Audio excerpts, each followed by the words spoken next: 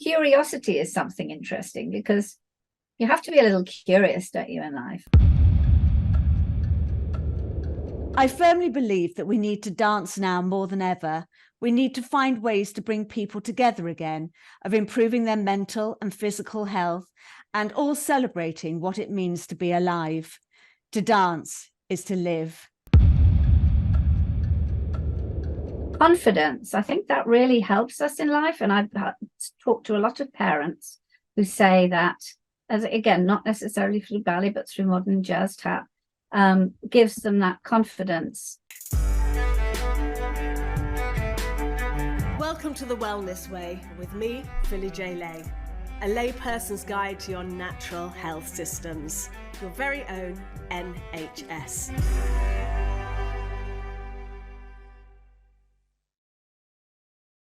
Hello, lovely people, and welcome to The Wellness Way today. And I have a guest that is very, very dear to my heart. She, like myself, is an old elm, and I'll come back to that later because it's not terribly flattering, but she is a dance teacher extraordinaire. She has performed and choreographed countless musicals and ballets. She's vice chair of the Yorkshire region of the prestigious Royal Academy of Dance and honoured to be a lifetime member there. She is also the founder and president of the charity We Can Dance, that raises money to enable children with special needs in the north of England to attend weekly dance classes and holiday workshops. She is the author of a completely amazing book, Dance for Your Life. Today, I'm going to introduce you to Sue Hewgill Peterson. Sue, hello, and welcome to The Wellness Way. Hello, Philly. Lovely to see you and to meet you. It's lovely to have you here. So, first of all, I'll let you explain to our audience what an old elm is. Well, we both attended Elmhurst Ballet School, which was then in Camberley in Surrey, and now it's in Birmingham. Linked to the Birmingham Royal Ballet. Now it moved up in 2004. And we call ourselves Old Elms because we used to go to Elmhurst. So it's you don't really think about it as old when, you know, it's just we've known it for so long, Old Elms. So yeah, that's it. So we're going to talk about dance today and the benefits of health to our body, our mind. There are so many benefits, and I don't want everybody to think that this is just a podcast on ballet, because it's really not. And we're going to encompass, when you wrote your book, I believe, Sue, you originally called it The Umbrella, because dance encompasses so many different techniques and different traditions, and you know, we're going to hit those benefits and everything later on. But can you just give our audience a little bit of background about how you started in this, please, Sue? Well, how I started in ballet was obviously when I was 3. Well, not obviously, but when I was 3, and then went to Elmhurst, etc. Danced, went on to the Royal Ballet School, and so been immersed really in ballet and dance all my life, and performed, of course. Then I had a studio in the north of England for many years, which is when we started the charity some years ago. And then when I was at Queen Margaret's in York, an independent girls' school, it was a girls' school, but not a dance school. And so I was determined to enlarge the dance department, as it were. And so we used to try to help the children to understand that dance is not just about ballet, because they would tend to think, oh, it's, you know, ballet tutus and point shoes, and that was it. So that's when I first drew that first umbrella. And I drew it up on a board, and we had lots of different dance forms, tap, Scottish, all different forms hanging from the umbrella. And that's where the first idea came of the encompassing of dance, because there are so many genres. When I actually looked it up, can't remember the figure now, but there are so many different dance genres throughout the world, in different countries, different sorts of dance. And I think in places abroad, there are many more national dances in certain countries that are danced by the community. You know, people just go into the village hall and they dance. They dance. For example, in Brittany, when I went with my daughter, we were invited to go just down to the village hall, and everybody linked fingers, and the grannies and the little children all joined in together in a big line, and we all learnt the same steps. And it's just joyful to know that that happens. I don't think that happens so much in England. Well, I think that's certainly maybe in Great Britain, Ireland, probably Wales, but I'm not sure the England, but certainly Scotland. You know, there's a lot of Scottish dancing and a lot of Irish dancing, and well, you know, we've got Morris dancing over here, which isn't something that's very inclusive. But I remember as a child, I frequently used to go with my siblings and my parents to a barn dance, and we just used to do American barn dancing, and it was absolutely fantastic.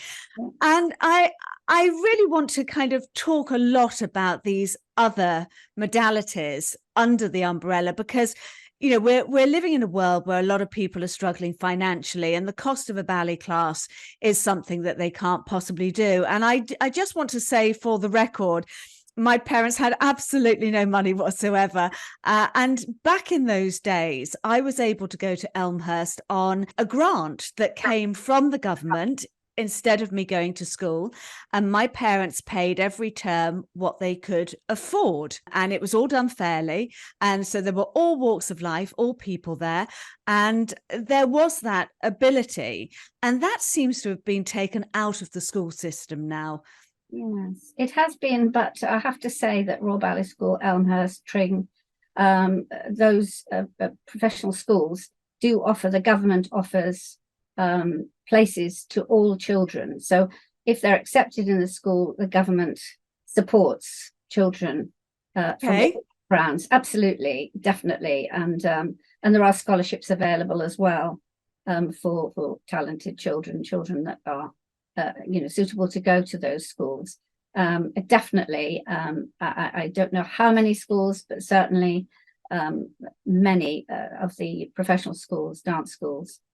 Okay, that is fantastic to know. Well, I'm pretty sure. I have to say, I'm not totally sure about Ireland, but certainly the Welsh, the children come from Wales, you know, to Birmingham to the school. So, yeah, that is fantastic to know. So I want to now talk about some of the benefits of dance, and I'd like you to start with a story from your book with the late, great Gillian Lynne and that fantastic TED talk that Ken Robinson does, which I've also quoted in my book, because you know, he says to school, kill creativity. So why don't you, I was lucky enough actually to work with Gillian Lynne many moons ago, which was really exciting. So can you tell us the story of Gillian Lynne, please? Yes, and there is a photograph, as you've seen in the book, and her family, because sadly she's not with us now, but her family were very happy that we should include it, and her story about this little girl who's the teachers at school recommended that to the mom that they went to a doctor to find out why she couldn't sit still in school and concentrate the same as the others. So she went, the mom took her to doctors, I understand, and the doctor said, put some music on in his consulting room and asked the mum to come out with him, and just left her. And I think they looked through the window or something, and they saw that she was just dancing around to this music and loving it. And so then he, you know, they went back in and chatted to her, and he said she doesn't need any medication, she needs to go to dance classes. And thank goodness he did that. And look at that wonderful choreographer and special person, because of that knowledge that doctor had. Yes, and she went on to choreograph Cats, Phantom of the Opera. I mean, she's one of the greatest choreographers of modern day movement in the UK, in the world, quite honestly. But, you know, it's so sad that in this day and age, so many children, because they fidget in school, you know, and I'm sure I would have been classed as ADHD when I was at school, but you know, it hadn't been invented then. Yes, so would you, Sue?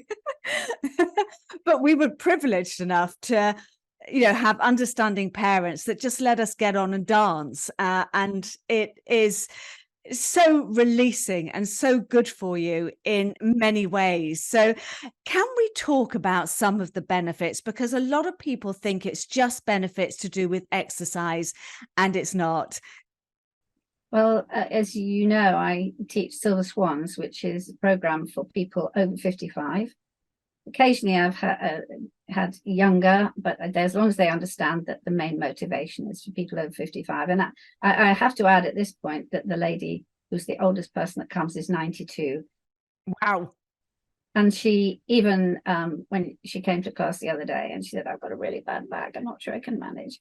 But, you know, it's really painful. And I said, well, don't worry, sit and just do the port de bras. And, you know, it's lovely to have you here. Oh, no, she said, that's fine. I'm going to do the bar work. So she went, did the bar work with us. And then I said, okay, now sit back. Oh, no, I'm just going to do the port de bras in the center, which she did. And, you know, then I had to actually insist when we started to do a little bit of jumps that she was there. I needed somebody in the corner to sit to be able to be our corner where we were going to. So she went. But that just shows how, and she is a very determined person and keeping moving. She's not a dancer at all by profession, but she just loves doing that, as the others do. And I think in any dance class, not necessarily ballet, you have an hour or an hour, however long it is, of concentrating on that particular thing. And you're not worrying about shopping or your leg hurting or your whatever. You can focus on just expressing yourself and enjoying the dance genre that you're with at that particular point. And as I say, there are so many. I do think that there are associations throughout countries that have complementary or classes for people. If you look at, you know, town halls and that sort of thing, so people could check up. But I think it would be nice if we had more available, as you say, that finance didn't actually preclude people, because that's the hard thing, isn't it? It is. And for those of you who don't know Silver Swans, they were, who were they? They were founded by the RAD, weren't they? The Royal Academy of Dance. It's a Yeah. worldwide organisation, Royal Academy of Dance, and Silver Swans was devised for older learners. And so it is meant to be for older learners, not for dancers necessarily coming back into dancing, but it's for people who just, I mean, some of they just love the actual the learning about how it works and how they couldn't manage when they were younger. And we do things like take them to performances and things. So it's a bigger picture, not just the dancing on, you know, as we do it in the studio, but it's the whole picture. As I say, we had a little celebration party for the coronation. Everybody wore crowns, and we had a special cake, etc. So, you know, things like that take us out. And I think that's the case with other, for example, you know, circle dance groups and that sort of thing that encompass different things rather than just the class. I think that's a really important thing, that it's a community. Now, I went to one Silver Swan, I have to admit, and my friend Claire from Elmhurst persuaded me to go. And it was in my recovery period after my spinal fusion had gone wrong. And I had been, as you know, in bed for 2 years, unable to move. And she said to me, come on, you know, let's do this. You can do this. You'll be the youngest person there. And I thought, okay. So I went along.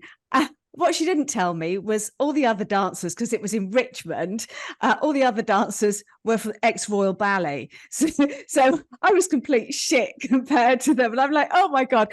And I have to say, I've never been back, which I feel terrible about. And I will go back, Sue. I make you that promise today.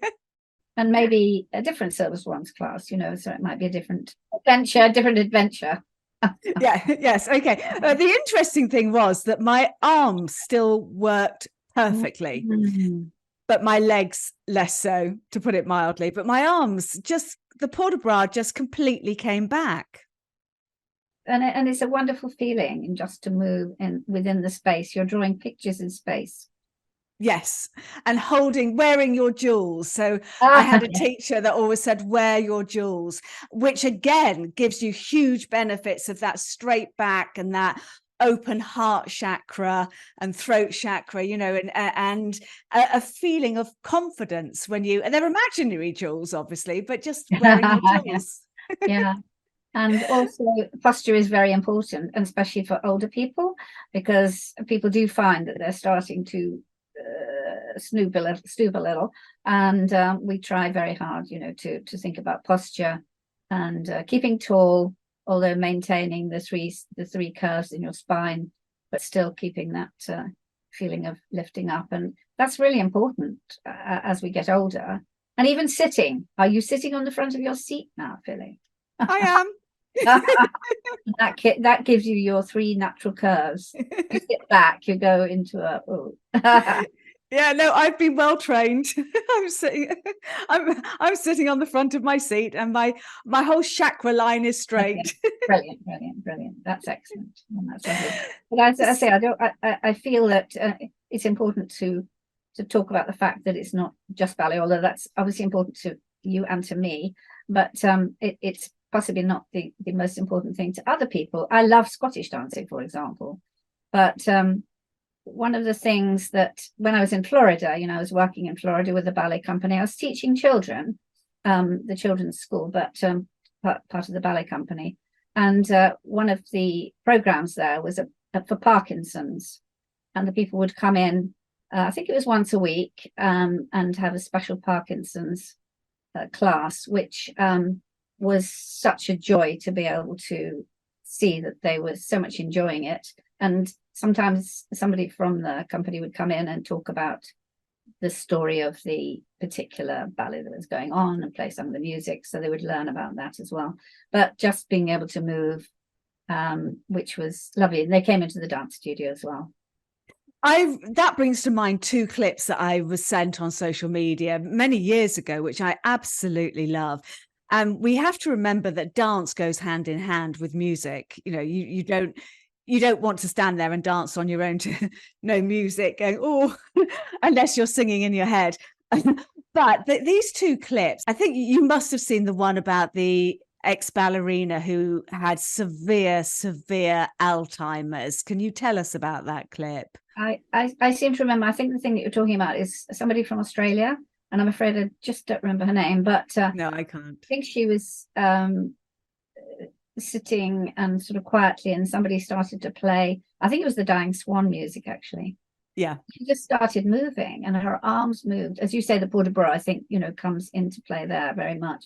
And it just enlivened her, and the music just brought everything back into her life, into her brain, into her thoughts. It was quite magical to watch, because she was sitting there slumped, and and they were trying to encourage her to kind of do something, to kind of motivate her, and they were stroking her hands and her arms, and then they put this music on, and for the first kind of minute she just sat there, and then all of a sudden just one hand lifted up and one arm, and then the next one, and she did the arms absolutely spot on from the Dying Swan, and that's how it enlivened her. And there was the other clip that I saw, which I completely loved, which was a Parkinson's home. And you've just mentioned Parkinson's, and they were all sitting there, and it was very late stage Parkinson's, and they would have two carers on either side of a Zimmer frame walk them back and forth across the room, a couple of times a day, just to keep them moving. And it was painfully slow. And then they found out from relatives what the favorite music was and put it on for each person. And that person would get up and walk across the room without any help at all on a Zimmer frame. And then they would just kind of start moving their shoulders. Boogie. Wow. I hadn't heard of that one, so that's really amazing. It is fantastic. So I want to come to your book now. I'm just going to show it, Dance for Your Life. And I think it is really important that people start to see dance as something that you are doing for your life. It's for your health and the health benefits. And look at that beautiful picture. I love it. And that's the umbrella, you see, that the umbrella came in. That's why the umbrella. Yes. That story I told you about the umbrella, yeah. I would like to read just the opening page here, because it's so beautiful. And this is from Tim Arthur, who's Chief Executive of the Royal Academy of Dance. And he says, I firmly believe that we need to dance now more than ever. We need to find ways to bring people together again, of improving their mental and physical health, and all celebrating what it means to be alive. To dance is to live. dance does all of this and more. That is so beautiful. Yes, no, I was very grateful that he did that. And that is, it's so good to hear from somebody at the top of an organization, obviously that's to do with dance, but very inclusive with their dance. They are. And so I now want to come. You've got, for those watching, full episode on Rumble. There we go. But if you're listening, I'm just showing you a beautiful mind map of all the things that dance helps with. So, Sue, can you talk us through some of the benefits? There are so many, but the main ones. I just happen to have the book here. And I've got it open on that page. I've got a lot of things that people don't really realize that they're learning. And it's just hidden, really. These things are sort of hidden often. But we're learning them alongside, your demi-pliés or your whatever, your Scottish dancing. So learning how the body functions and moves, that's important to know. Kinesthetic learning. Confidence, I think that really helps us in life. And I've talked to a lot of parents who say that, as again, not necessarily through ballet, but through modern jazz tap, gives them that confidence throughout their life and helps them through their teenage years. Spatial awareness, which has been terribly important recently, being spatially aware. I mean, I don't know whether when you go to a railway station, not everybody is very spatially aware. We could also do that. Dance family, that's really lovely. And you are a perfect example of that. You still have dance family when you still keep in touch with your dance friends. And I certainly do. But I know that pupils of mine certainly do. It's a special friendship that grows from being young and keeping in touch. Social skills, I think that's important too. And friends for life, which I said. Discipline is something that is a hard word, actually, discipline, because it makes you think of, but actually discipline just means that you know where your place is in a way in life, and you know how to go forwards or not. And also if you're needed to be in a certain place at a certain time, then you know how to do that. I think that's a really good point, and I'm going to pick up because ballet is a discipline. That's what it is. And I write in my book, actually, in the art of classical ballet, you're never enough. And that is one of the downsides with it. But the upside is that I still love to dance, and I will always love to dance. But what you learn from that discipline takes you into so many other careers. I mean, I didn't have a career as a dancer. I got into ballet Rambert to train as a choreographer, but I snapped my Achilles tendon. And by the time I came out of plaster months later, I'm just like, nah, I'm not doing that. But I've done lots of different careers over the years, and I've just been incredibly focused and just gone, okay, I can do this. And I've always believed that I could do something in life. That's it. Can I just say that word determination, being determined, you also learn because you know that you're having to work all the time to do that little bit more, because you're actually probably never going to quite get to that. You know that that's the case. And with your illness, I'm sure you were determined that you were going to do something about it. And that will carried you through that as well. I'm absolutely sure. First of all, it's not an illness. It was a near-death medical procedure. No, I know it was forced upon me, but those 2 years that I spent in my bed, I would never have dreamed that I would ever have got up and danced again. I mean, the pain and the grief and the post-traumatic stress disorder and the addiction to the opioids and alcohols, I never believed that I would be able to do it. But then when I decided that I was going to heal myself, then I did it. I threw full gusto at it. It was just like, no, I am not spending the rest of my life in my bed. I will heal myself. And that's where the determination came in. And I'm sure that does come through, and I certainly feel that in my life, I've had to be determined to keep going sometimes when things were hard. So give us some more of the health benefits. Exercising for health or a healthy body and mind. And that mind part is certainly a very important part, I think. So anything that you're doing, learning, that you perhaps haven't been doing before, you're having to use those. I'm not a medical person, but you're having to use things within your brain that are not used to being used, if you like. So you're learning something new. That really helps to keep our mind healthy, if you like. And we talked about Alzheimer's. We could talk about Alzheimer's a little bit, because that's one of the things that I feel is good for us to think about as we're growing older.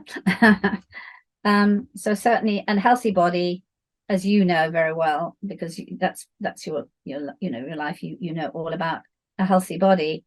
We can all learn a lot more through your side as well, but also through keeping active and keeping moving and not just sitting. And that's what I get worried about. A lot of the children, they sit in front of their computers such a lot these days, and their screens, and they don't always get up enough and actually move about.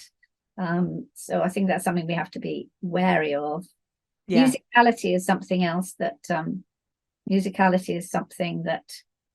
you learn because we're dancing to it. So we start to be able to listen carefully to things that, to the music and the beat of the music, rather than just let it wash past us. Coordination, being coordinated in your moves. And that sounds a bit funny, that perhaps would you need to be coordinated, but actually when you walk upstairs, you're coordinated, and walk down again. So, we need to keep that movement shape, really, and coordination is important. Non-competitive, and I think it's something that perhaps you might understand, that some children are quite happy being competitive and like to be in sports and things.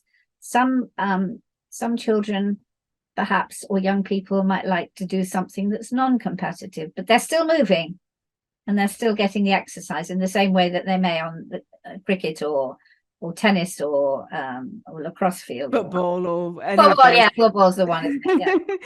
I will say though, when my mum took me to Elmhurst to audition for it, and I got into arts ed and Tring, and I got into a couple of others, and Mum said to me, where do you want to go? And I went, I don't know, I was only 10.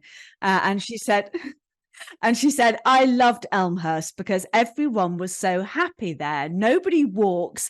They were all doing pirouettes and grand jetéing. And when I got there, I discovered that wasn't actually happiness. That was competitiveness, because I found Elmhurst a very competitive school. Yeah, maybe. And I agree with you, probably in a professional school.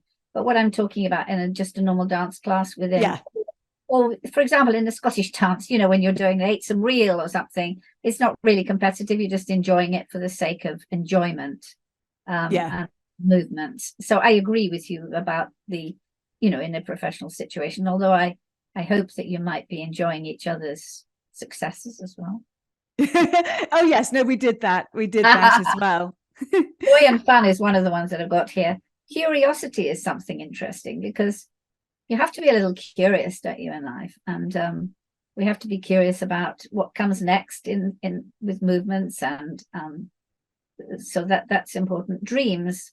I think we could all talk about dreams. Certainly, I know some of the ladies, people that come to my classes, have dreams. Or one said one day, we just imagine when we're dancing, that they forget about who they are at this moment. They're just dancing for how they were perhaps in their younger days or whatever, so it sort of takes you out of yourself. Concentration, we sort of talked about. Very important. Or difficult for people that are very lively. Adaptability, adapting from one thing to another. And I think, that's important. And almost what you were talking about earlier, the fact that, always striving to be better. And, it's not like football where, you get a goal and you got a goal, but you may have a goal with doing a single pirouette and managing to close in 5th. Yes, absolutely. Oh God, I remember the first time I ever did that. It was one of the most exciting moments of my life, I think. And talking about the music, it is very it resonates in your soul. And I've got the amazing DJ Danny Rampling coming on the show later on in the series. But my two favorite lessons of the week, the first one was Monday mornings, where we had the beautiful jazz teacher Dolores Palmoro, and it was always in the theatre. Dolores never taught in the studio, only in the theatre. And we would get on the stage. This was my first class, 9 o'clock Monday morning, and you'd be barefoot. And she would just put Michael Jackson on. And the first 5 minutes, all we would do is vibrate and shake to the sound of Michael Jackson. And then she'd just keep going, feel it, feel it, feel it, feel it. And 5 minutes, and then she'd go, go. And then she'd just start doing these really amazing jazz routines, and you'd be trying to copy her. And it was so powerful and so magical. And then my other lesson that I loved, other favorite lesson of the week, was flamenco. We did Spanish flamenco, which Elmhurst is very well known for. And they still do a lot now.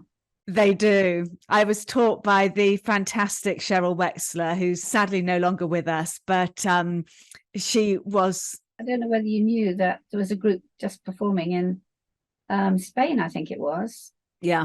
You know about that. Yeah, no, and that again, it comes, obviously comes from Spain. It's deeply rooted in traditions and energy and passion. So passion is a word you haven't thrown at us yet. I haven't. Yes, no, not passion.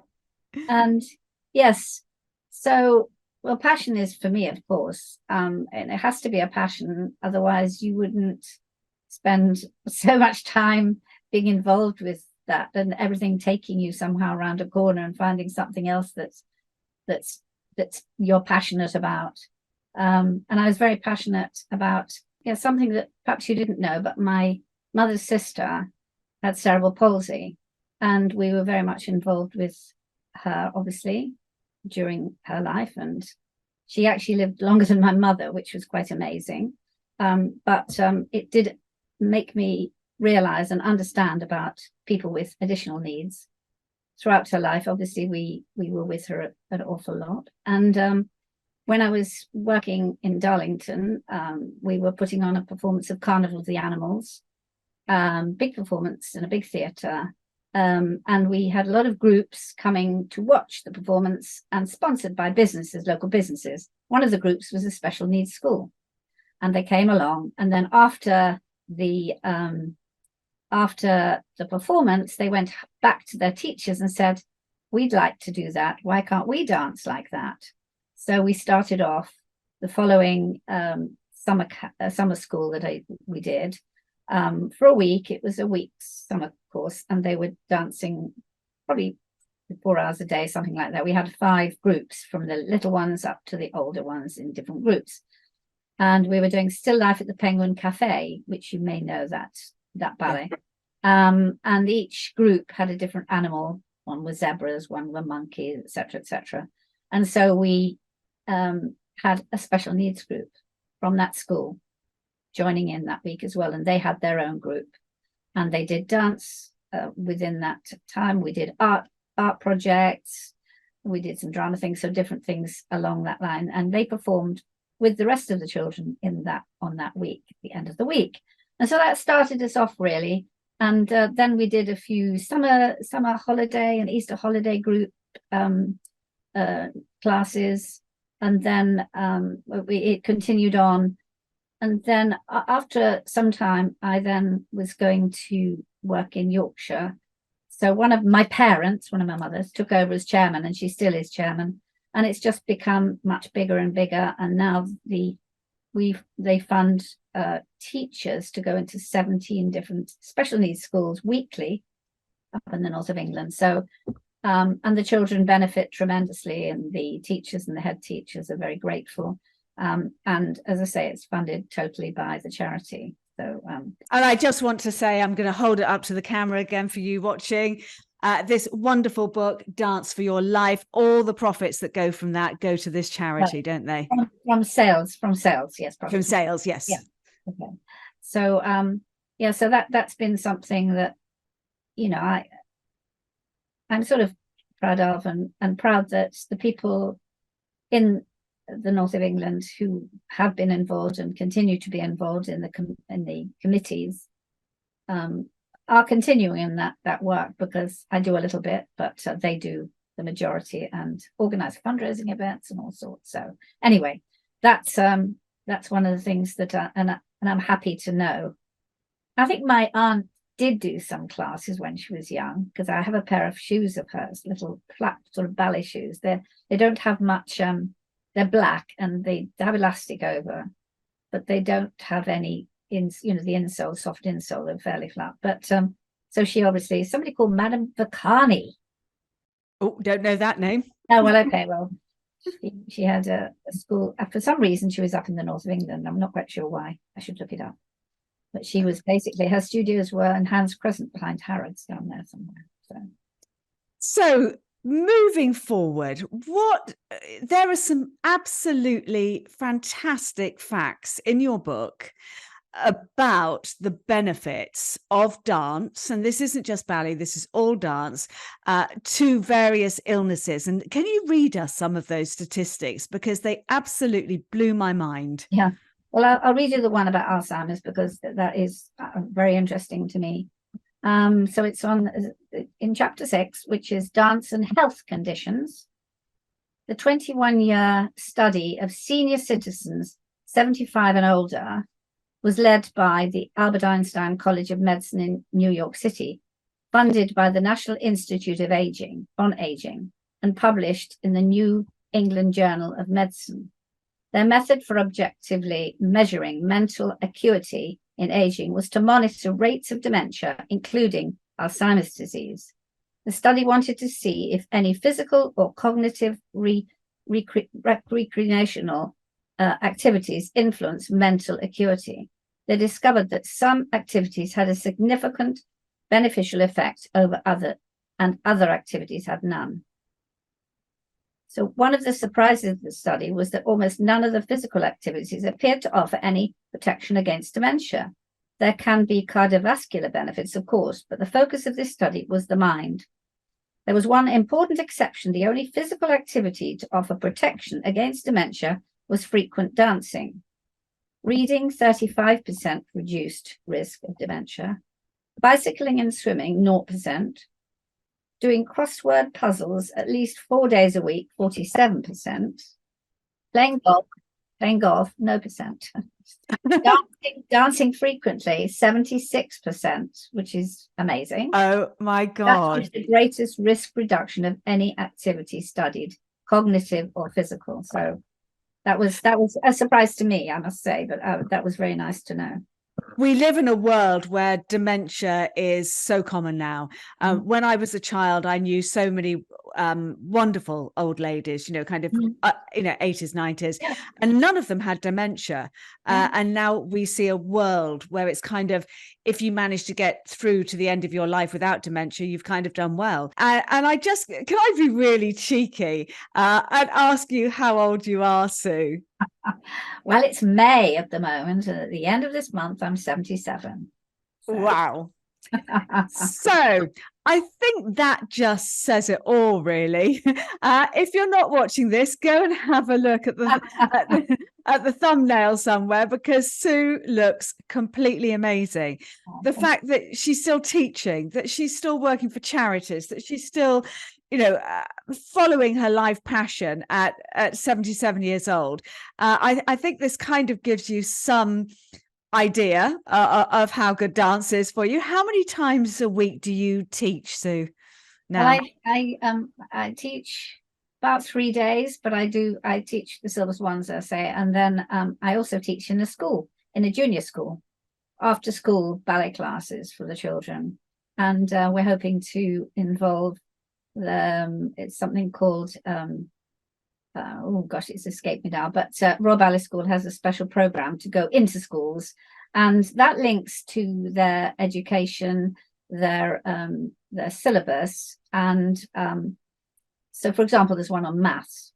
So they're dancing, but they're showing different angles, like from geometry or different angles, and you're counting all the different counts, etc., are related to maths. So there is a part of a module to do with maths, there's one to do with musicality, so different modules. And that is a program that's not taught by dance teachers necessarily.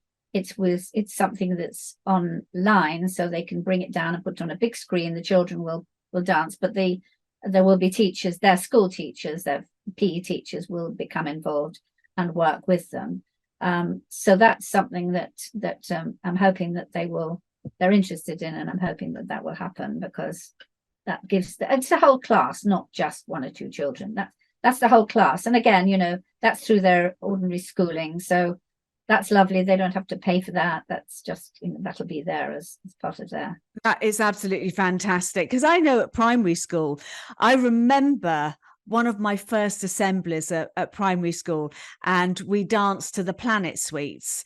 And I think I was the only girl at my primary school that did ballet extra, out of school. But I just remembered that we did this assembly to the Planet Suites, and I was the comic Cahutek. And I remember, and I was only about 6, wearing this white tunic with this white scarf, running around all the other planets, and being so excited that I was the Planet Cahutek. I can't tell you. But all of this stuff does build the whole person, and what we've kind of stopped doing now is building the whole child. We are just, our prime minister in the UK, our country is falling apart, and he decides that the best thing to do for it is to make all 16 to 18-year-olds do maths. And it's like, no, get them dancing, get them singing, get them, I gave up maths as soon as I possibly could. And it was a complete, obviously you need the basics, but the rest of that, it's a load of old shit. But it's, it's really important to get those creative juices going. And for those people that can't afford it, I would just say as a mum, my kids are older now, but I still do it, is that when we're together and when the energy is a little bit low or anything's going on, there's a bit of tension, I always put the music on as loud as my neighbours can take it, and we dance like no one's watching. Brilliant. Well, that's fantastic. I'm so happy to hear it.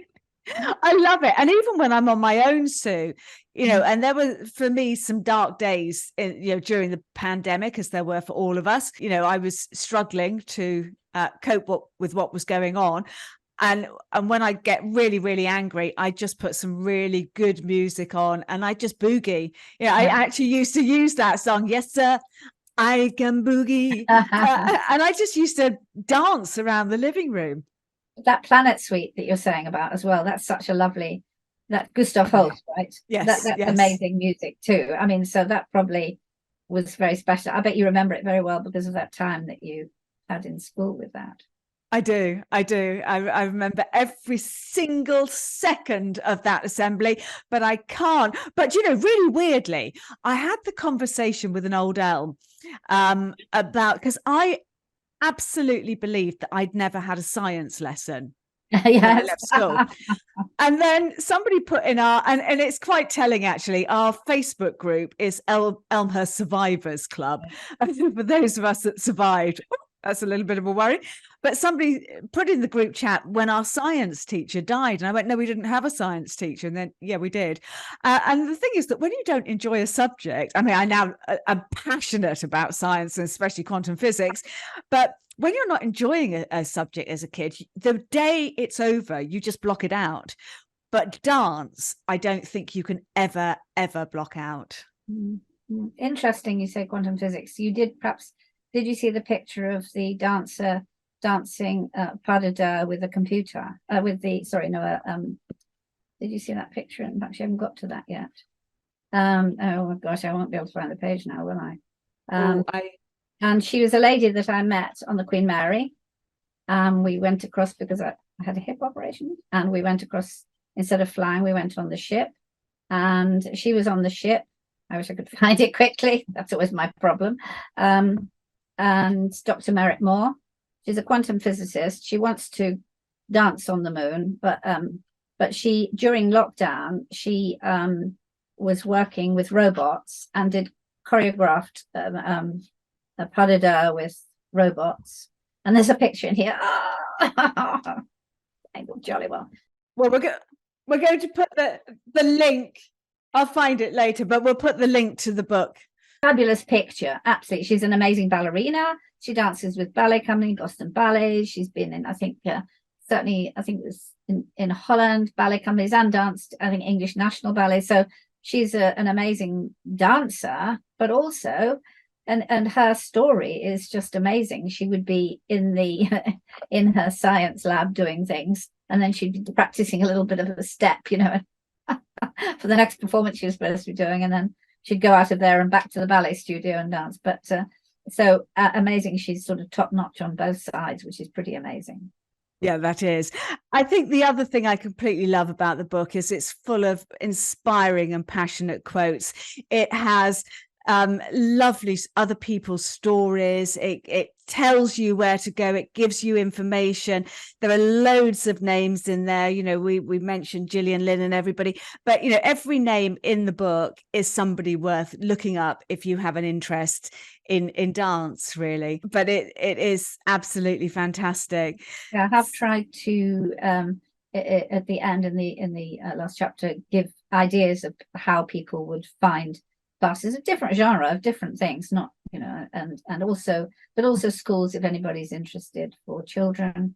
But the transferable life skills, the hidden transferable life skills that are learned, which we've talked about, are so important. So I would say to anybody who's listening or watching or whatever, try to find something locally and get out there and do some ballroom dancing or some jiving. Or, well, it's funny you should say that, because I want to take up salsa. That's great. Because but I need to find a partner. But touch is another really, really important part of our psyche. And I've done an amazing podcast on a technique called havening, which is when you're just stroking yourself and touching. But actually that salsa, you know, it's so sensual and so, you know, I love all that kind of Spanish, South American dancing, and it's earthy, and it's you know, it's just vibing, and then to do that with somebody else and be, you know, kind of touching them and dancing with them, it is so powerful and so incredibly good for your health that, you know, it's I think it is a must for everything. And I'm just going to tell one little story before we close, because a lot of people might be sitting there going, I can't do this. And we spoke earlier on in the podcast about, you know, my spinal fusion and how I spent 2 years of my life in bed. And when I decided that I was going to heal, and I kind of thought, could I dance again? But I couldn't even move. And so I did something really, really simple. And my elder sister, who's a lot older than me, I said to her, why don't you do this? And she said, oh, I can't do it. And I wanted to get my balance back. I wanted to get into balance. And I tried to stand on one foot at a time, one leg, and just literally raising one foot off the ground. And I couldn't. I'd just go falling over, and I was in pain. And so what I did was I just held on to the basin in the loo. And then I just kind of held on, lifted one foot at a time. And as I got more confident, and it took me a good month to get confident to do that, I thought, right, now I'm going to up the game, and I'm going to try and clean my teeth while I'm doing it. So I'm only got one hand, and I'm putting another activity in. So again, I cleaned my teeth, lifting one foot at a time. And then after, I think I was a good 2 months doing that, because I was in a real pickle. And then I got to the point where I could go, right, I'm not going to hold on to the basin. I'm going to clean my teeth and take one foot off at a time. And you just work up slowly. And I know that we have spoken before, Sue, about chair dance. And I know my a dear friend of mine who died towards the end was doing chair yoga. Yoga, you know, is also a form of, you know, dance and energy. Pilates, it all is. It's all out there for us to use. So can you talk us a little bit about chair dance? Yeah, that's something that I've just started to work towards. Well, just doing a small class. A very good friend, her daughter-in-law said, I think you should go to Sue Silver's once class. And but she realized that, we realized that it wouldn't have been possible for her to do that. She's fine, she gets around, but it would have been too difficult. So I knew about, seated classes. So we started one for her, and we used the music, we'd used music for the exercises, ballet music and dance music, basically, or music specifically for exercising too. And a lot of the time we do seated, and then we do a little bit holding on to the seat, and then we stand up and we do a little bit of the balance that you're saying, and some port de bras, one arm at a time, and then a little bit more. So as you rightly say, you can build up from that way. But even if you want to just stay seated, there are lots of movements that you can do. In fact, one week, one of the other ladies was there who is a bit more able, and she happened to be on her own that week. And so I said, okay, we're going to learn one of the movements from Sleeping Beauty. So Sleeping Beauty, we're going to watch the ballet coming up soon, the Royal Ballet performance at our local theatre as a group. So you can learn one of the fairies. So we did all the arm movements of the fairies, the fairy that, they're at the christening, Woodland Glade. And so we did that, and she actually could stand up. We did a little bit more with lifting her leg a little bit, but certainly with the seated one, you can do, I don't know whether you remember, it's the arm over and over, and then they do the kurus back with the arms pushing. So you can do a lot of the arm movements, even when you're sitting. And then you can, instead of doing kurus, you can just make your feet patter on the floor. You're still sitting, but you still do that. So, and you can lift your leg in attitude devant. And whether it's perfect doesn't matter, you're lifting your leg and you're using your muscles. Absolutely. And what I want to say to our audience now is, even if you can't persuade somebody who will benefit from this to do it, but you're a carer maybe, or you're a relative calling into them, put some music on when you go in and just get their arms and go, hi, lovely, hi, mum, hi, dad, and just give them a little shake and kind of go, yes, sir, I can boogie, and just have fun with it. That is the most important thing, isn't it, Sue? Oh, absolutely. That's absolutely the point. To have some fun and enjoyment, and take you out of,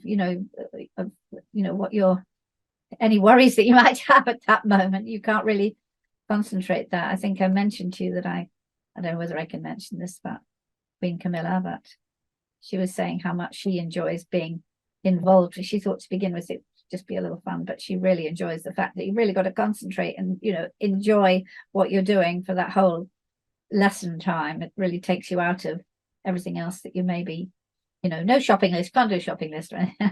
No, you can't do anything else. So Sue, our audience, obviously you do some work online, don't you? I do. I do some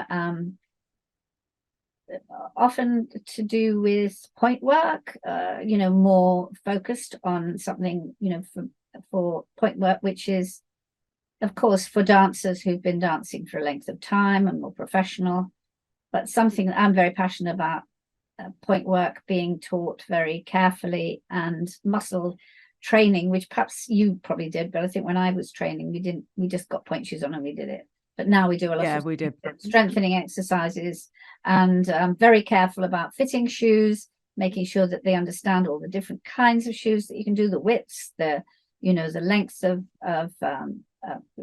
if you've got longer toes or shorter toes, or the shape of your feet, discussing all of those things so that they're absolutely understanding. And then, the beginning of point work, which is very, very little to begin with. Darning shoes. Now, did you darn your point shoes? I did. No, actually, I'm lying. My mum did. Embarrassing. Yeah, that's really embarrassing. But they don't so much these days. But it's very, to me, always first point shoes should be done by mother or whoever, or them. But knowing that protects the satin. In fact, one of my new ladies, I was doing a one-to-one session with the new people coming, and she bought her point shoes from when she was young. She danced a little, and she'd obviously done point work, and she bought these shoes, and the satin, they weren't darned. sorry, that lady, but they weren't done, and the satin was torn away, which is what Yeah. happened to them.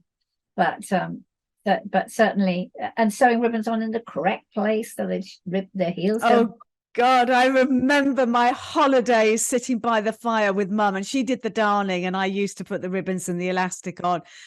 And it's a hugely mother-daughter or mother-son, you know, obviously anybody can dance. It is a hugely bonding dad-son, dad-daughter. Sorry, I'm not allowed to say anything like that anymore. No. We used to have father and daughter in America, some father and daughter when I was working in North Carolina, some session, you know, some lessons, some time with them dancing together, father and daughter, which was great fun, you know. That is wonderful. So we've come to the end of our episode, and I have so enjoyed that. It's taken me down memory lane and given me a spark. I'm now going to put the music on and dance like no one's watching. I'm going to be dancing all night tonight. We're going to put the link to the book Dance for Your Life in the show notes. Absolutely cracking.